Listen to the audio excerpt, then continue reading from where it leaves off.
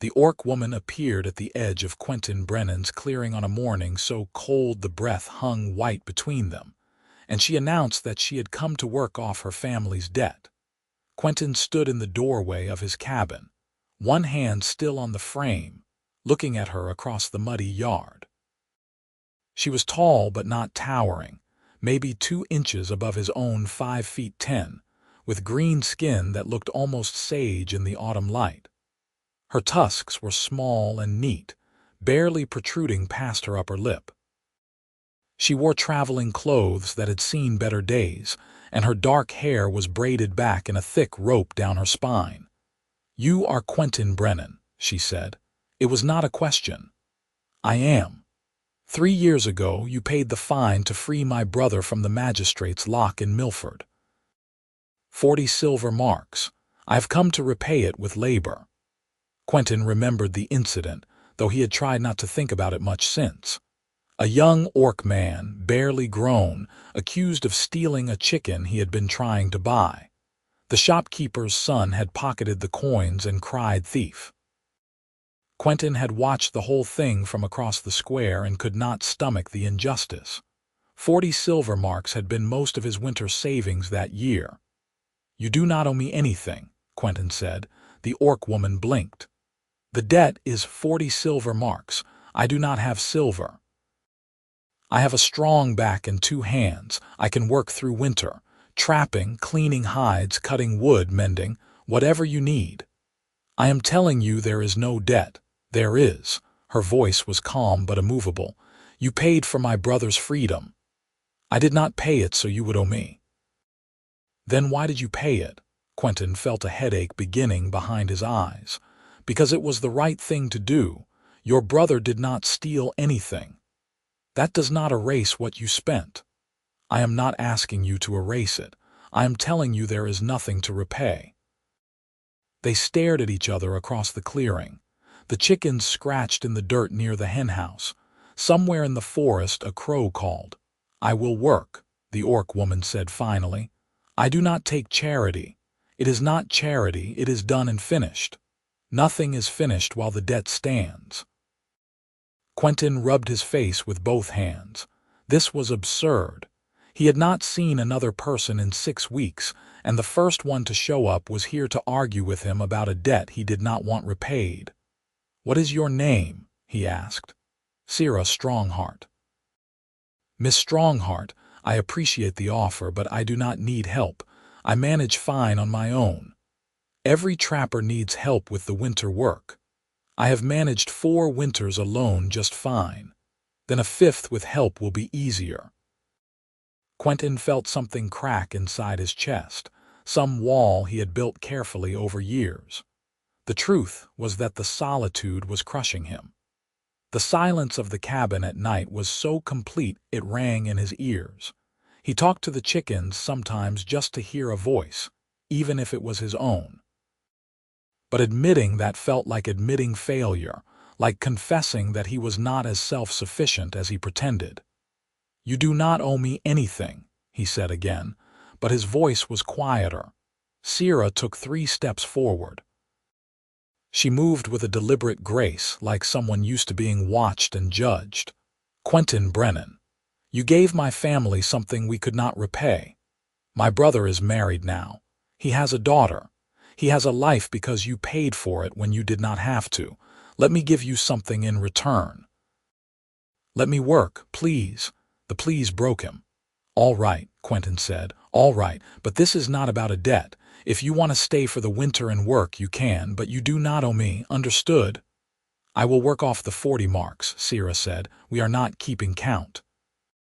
"I am keeping count," Quentin sighed. "Fine. Keep whatever count you want. The spare room is in the back. It is not much, but it is warm and dry." Sera's expression shifted, something like relief crossing her face. "Thank you." "Do not thank me for something you think you are owed," Quentin muttered, but he stepped aside to let her into the cabin. The first week was an exercise in stubborn courtesy. Sera rose before dawn and worked until the light failed. She split wood with an efficiency that made Quentin's efforts look clumsy. She could skin a rabbit in under 2 minutes and had the pelt stretched and drying before he finished his breakfast. She mended the chicken coop fence that had been sagging for a month and re-chinked the gaps in the cabin walls he had been meaning to get to. Quentin tried to keep pace with her and failed. He had always considered himself a capable man, steady and hardworking. But Sera moved through tasks like water flowing downhill, finding the path of least resistance and carving through obstacles with patient force.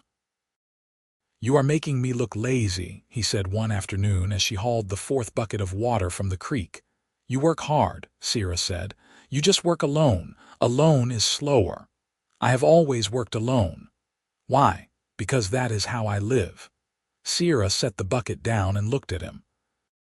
Her eyes were a dark amber color like honey held up to lamplight. "That is not an answer." "It is the only answer I have." She nodded slowly, as if filing that information away for later. At night they sat on opposite sides of the fireplace, Quentin mending his traps and Sera sewing patches onto her traveling cloak. The silence was different now.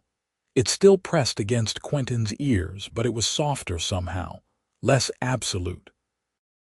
He found himself glancing at her when he thought she was not looking, watching the way the firelight played across her green skin, the way her fingers moved deftly through the stitches.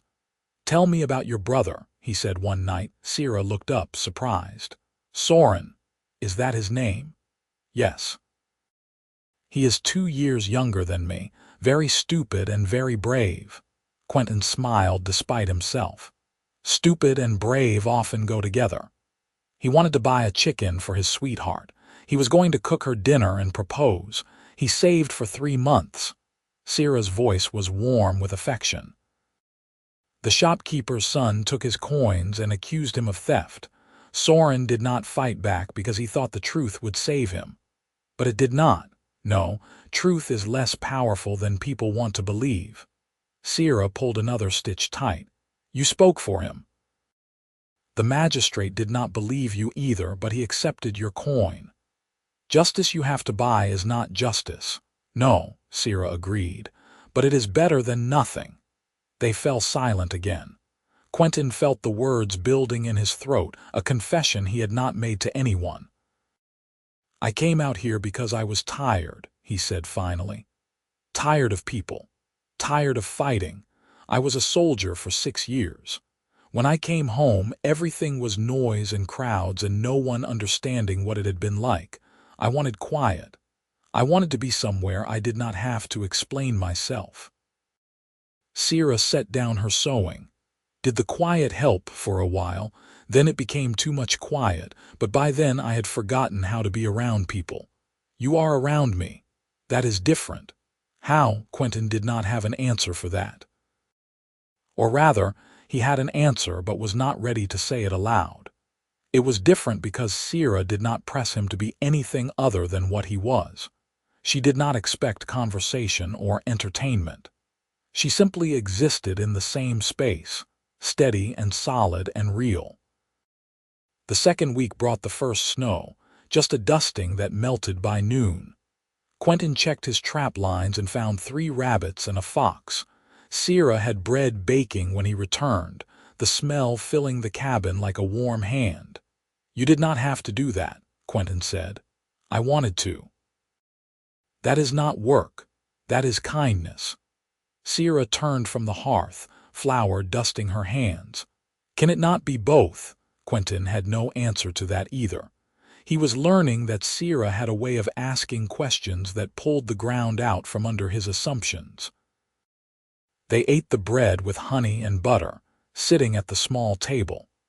Quentin realized he had not shared a meal with another person since he moved to the homestead. He had forgotten the simple pleasure of it, the comfortable sounds of eating and the easy silence between bites. "How much of the debt have I worked off?" Sera asked. "I told you there is no debt. Humor me," Quentin sighed. "I do not know. I am not keeping count. Then I will decide when it is repaid." "That seems like a convenient system for you." Sera smiled and it transformed her face. The stern set of her jaw softened, and her eyes crinkled at the corners. Very convenient. Quentin felt his heart do something complicated in his chest. He looked down at his bread, suddenly fascinated by the texture of the crust.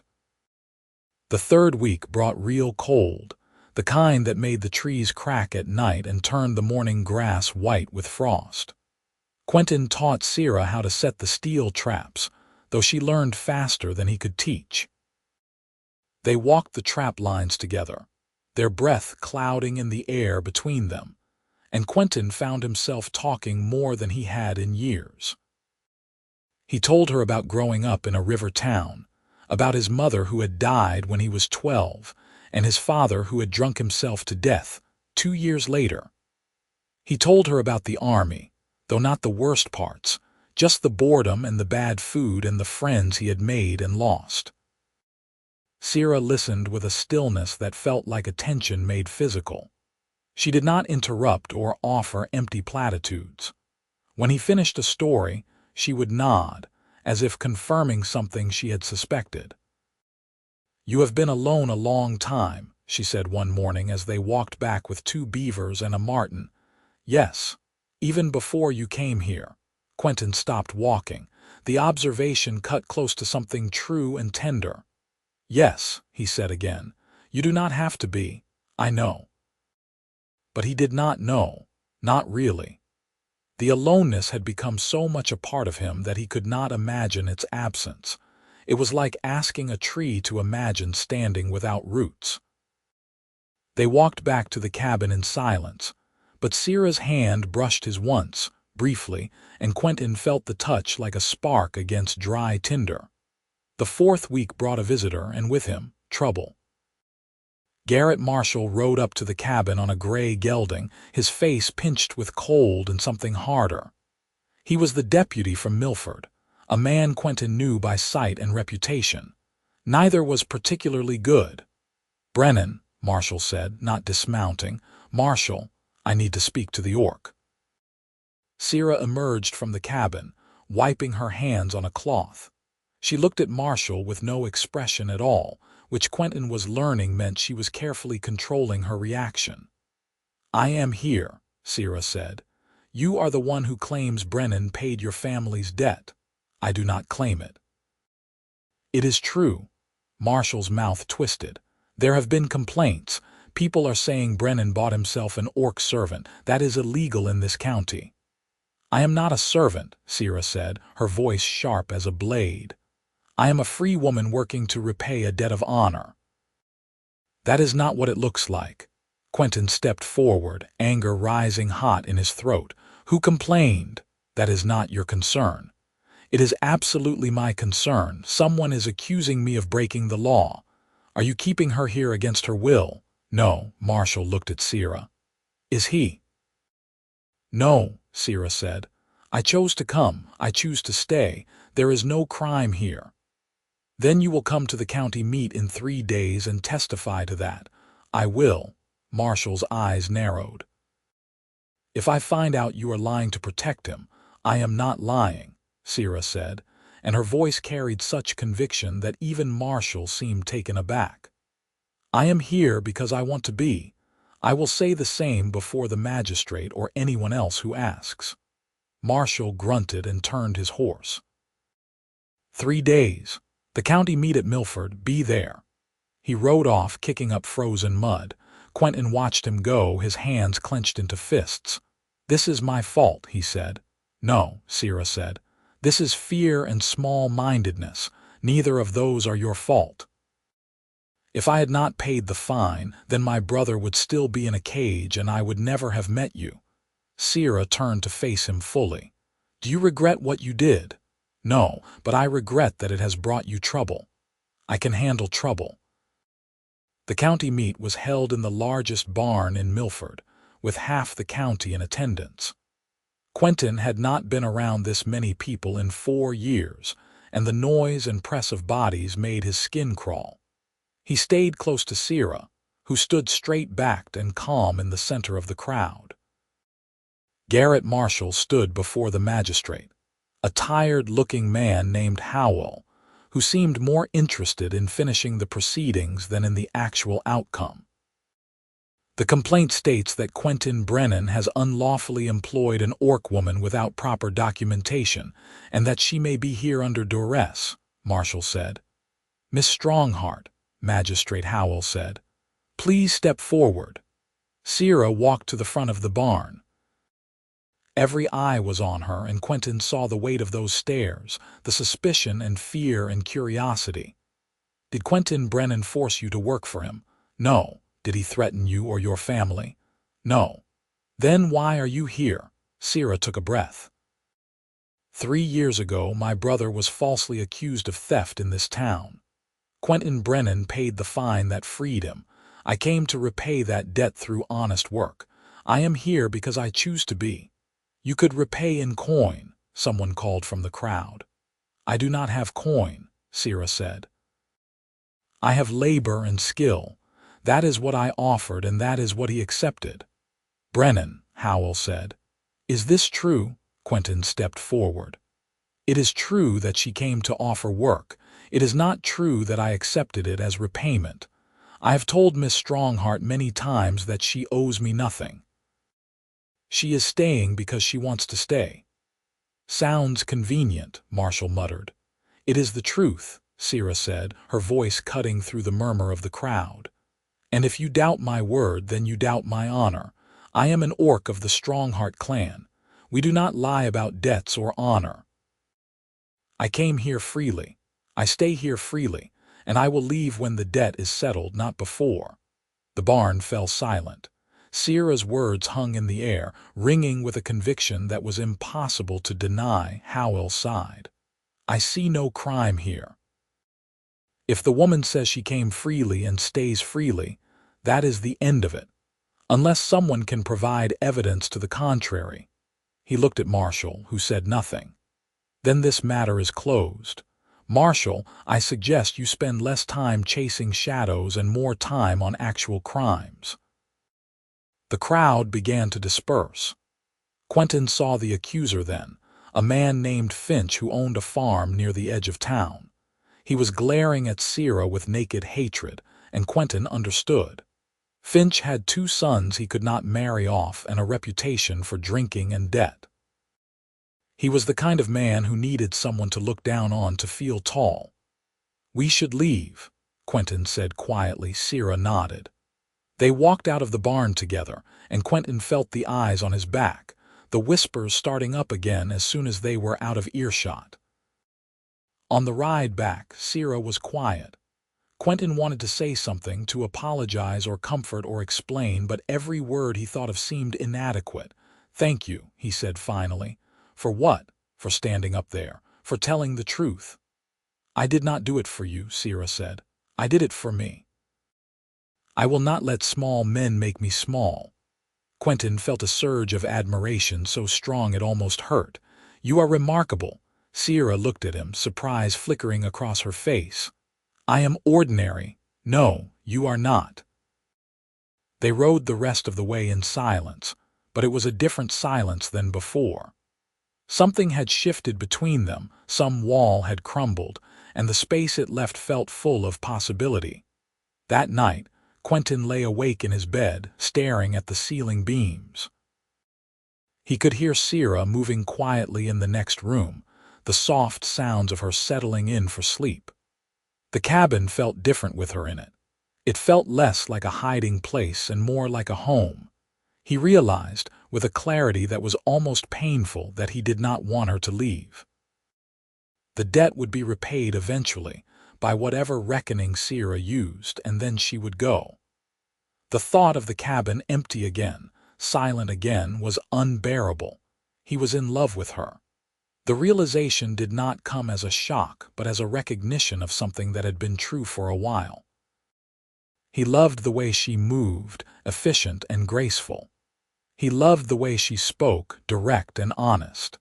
He loved the way she had stood in front of the county and declared her honor without flinching, but he did not know if she felt the same. And he did not know how to ask without risking the fragile thing they had built together. The 5th week brought heavier snow. the kind that piled up past the windows and turned the world into a study in white and gray. They were snowed in for 3 days, and the forced closeness revealed things that distance had hidden. Sera sang while she worked, old orc songs in a language Quentin did not understand. Her voice was low and rich, and it filled the cabin with warmth. "What are the songs about?" he asked one evening. "This one is about a woman who loved a man made of starlight," Sera said. "She could only see him at night, and every dawn he faded, so she learned to love the darkness. That is sad. It is bittersweet. She loved him and he loved her. They made it work." Quentin watched her face in the firelight. "Do you think love is about making it work?" "I think love is about choosing someone every day, even when it is hard, especially when it is hard." "That sounds exhausting." Sera smiled. "It can be, but the right person is worth the exhaustion." Quentin felt the words building again, the confession pressing against his teeth. "Sera, I know I am not what you expected," she said suddenly, cutting him off. "I know I am not what most humans would choose, but she stopped, her jaw tightening. "I have come to care for you. More than I should, more than is wise." Quentin's heart was a hammer in his chest. "Why do you think that is unwise?" "Because the debt will be repaid, because I will have to leave, because this," she gestured between them, "this cannot last." "Why not?" "Because I am an orc and you are human. Because the world will not let us be together without making it a battle." Quentin stood and crossed the space between them. He knelt in front of her chair, taking her hands in his. They were warm and calloused, strong and real. "I am tired of letting the world make my decisions for me," he said. "I came out here to be alone because I thought that was what I wanted. But I was wrong. I was not looking for solitude. I was looking for peace. And I have found more peace with you in these few weeks than I have had in years." "Quentin, I love you," he said, and the words came out steady and sure. "I do not care what the world thinks. I do not care if it is a battle. I want you to stay, not because of a debt, not because I need help with the trapping, but because I cannot imagine this place without you anymore." Sera's eyes were bright, and Quentin realized with shock that she was crying. She pulled one hand free and touched his face, her fingers gentle against his cheek. "I fell in love with you the first week," she said, "when you fixed the chicken that hurt its leg. You were so careful with it, so patient. I thought, this is a man who knows how to be gentle. This is a man worth staying for." Quentin laughed, the sound shaky with relief and joy. "I was trying so hard to pretend I did not need you here. I know. You are terrible at pretending." He kissed her then, leaning up to press his mouth against hers. She tasted like honey and wood smoke and something that was uniquely her. The kiss was soft at first, tentative, and then deeper as she responded, her hands sliding into his hair. When they broke apart, Quentin was breathless. "Marry me," he said. Sera blinked. "What? Marry me, stay here, not as payment, not as a worker, as my wife."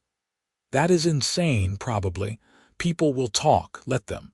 Your life will be harder, my life will be fuller." Quentin squeezed her hands. "I am not afraid of hard.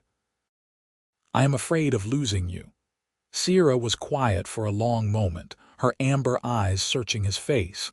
Then she smiled, that transformative smile that made the world brighter. "Yes," she said. "Yes, I will marry you."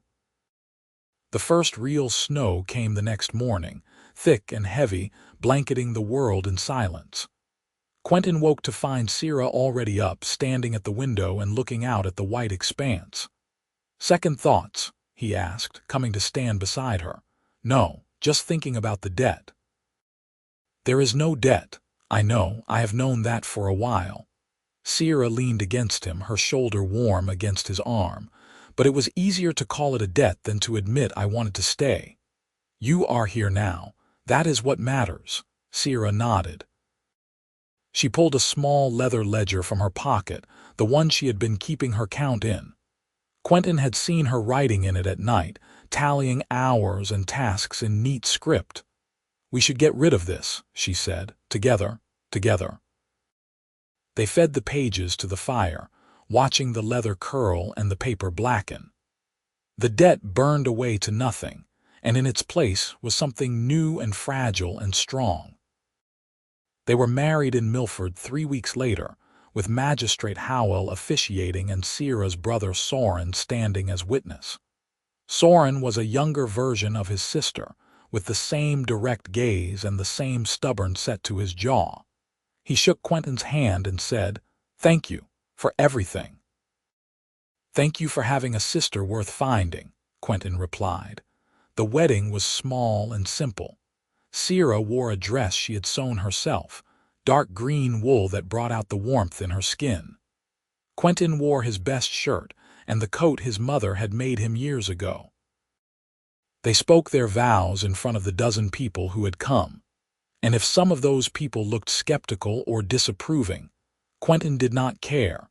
When Howell pronounced them married, Sera kissed him with a fierceness that made the crowd murmur, and Quentin kissed her back with everything he had.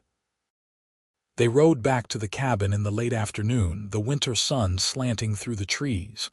The world was cold and bright and perfect. "Are you happy?" Sera asked as they approached the clearing. "I am terrified and happy," Quentin said.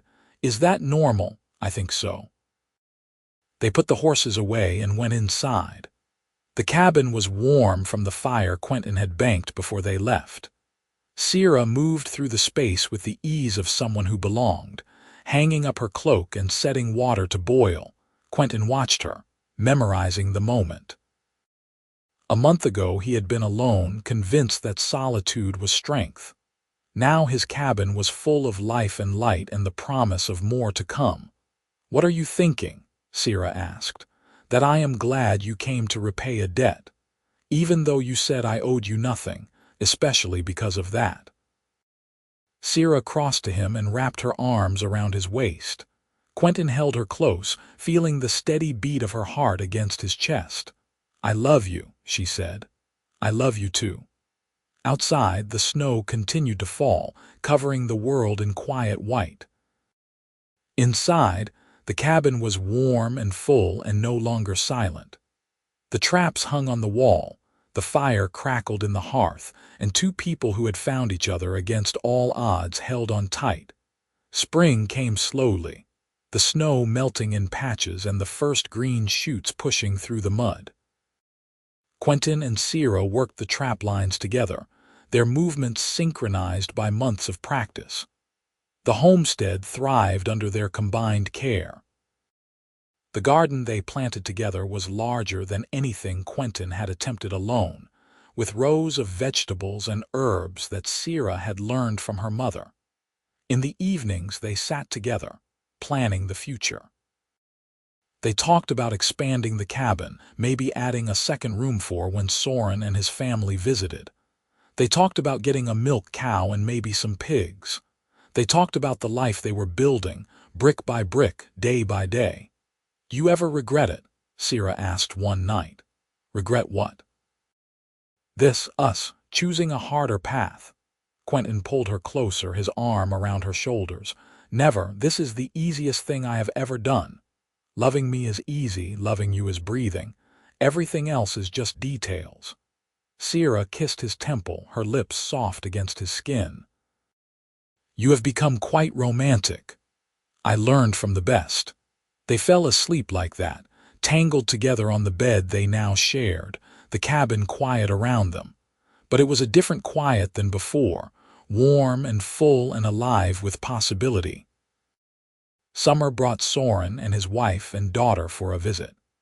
Little Tessa was 3 years old, half orc and entirely fearless, with her mother's human features softened by her father's green-tinted skin.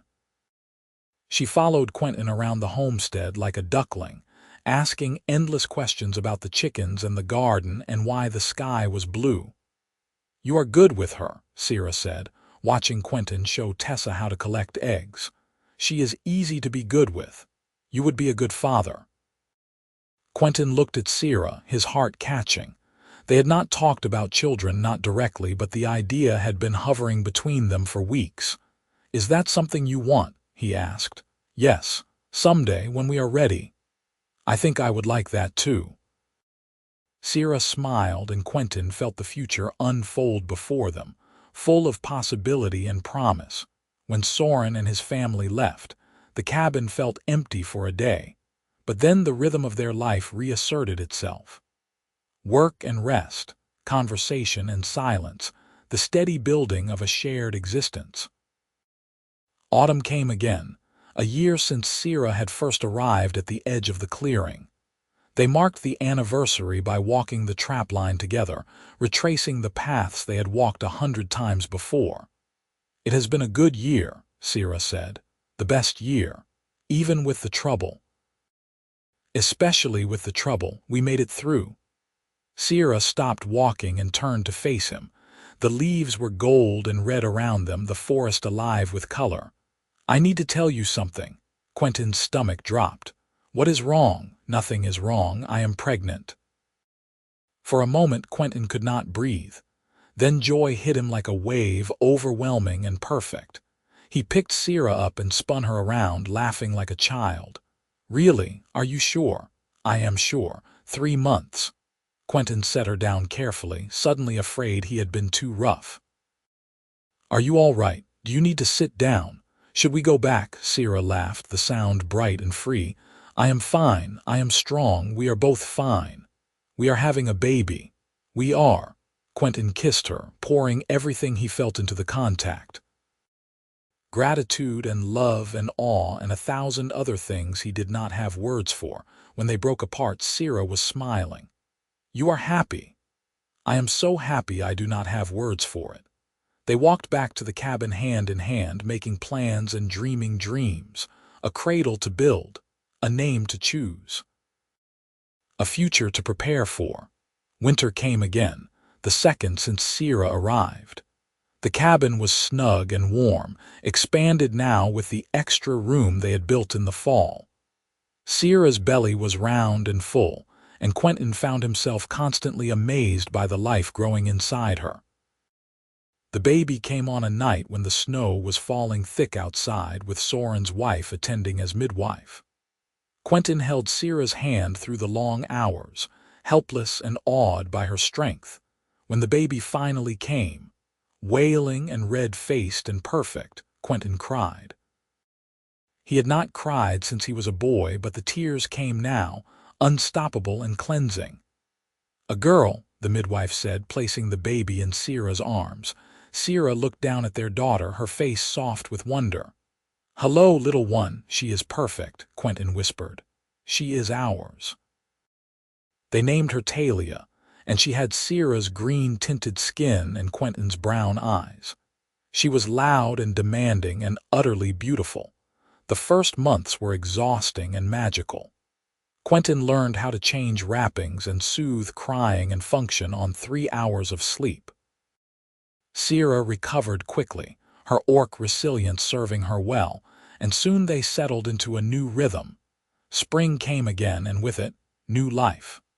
The garden sprouted, the chickens laid, and Talia grew. She smiled at 2 months and laughed at 3, and Quentin fell more in love with his family every single day. On a warm afternoon in early summer, Quentin stood at the edge of the clearing, looking at the cabin. Smoke rose from the chimney. Sera was inside, singing to Talia. The garden was green and thriving. The world was full of life and light. He thought about the man he had been 2 years ago, alone and convinced that solitude was the only path to peace.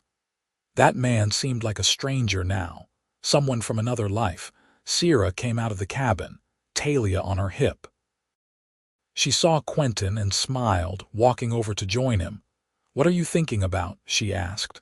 "About how I told you that you owed me nothing. You did tell me that. I was wrong. You owed me everything. You owed me this life, this happiness, this future." Sera shook her head, her expression gentle. "No, we gave that to each other. That is what love is."